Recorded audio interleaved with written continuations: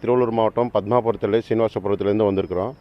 அங்கே என்னடான்னா ரோடு மாற்று வழிக்காக கேட்டு மக்களுக்கு வரணும்னு வந்திருக்காங்க. அதே போல் இங்கே என்னடான்னா 75 ஃப்ளாட்டு ஒரு பெருமாள் கோயில் மெயினாக 1000 வருஷம் பெருமாள் கோயில் கருவறையே போகுது.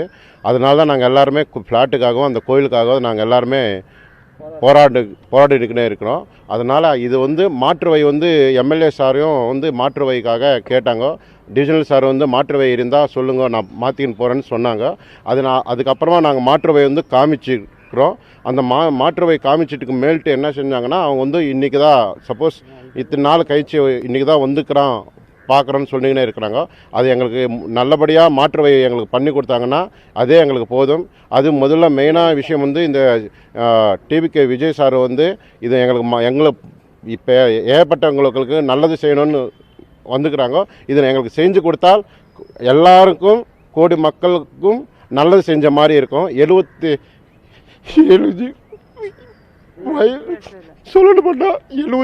குடும்பம் இந்த சரி என்னோட பையன் தான். இந்த பையனுக்கு நான் என்ன செய்ய முடியும்? ஒரே ஒரு ஃப்ளாட் 20 அடி வரைக்கும் வச்சிருக்கேன் சார். நான் 20 நாளாக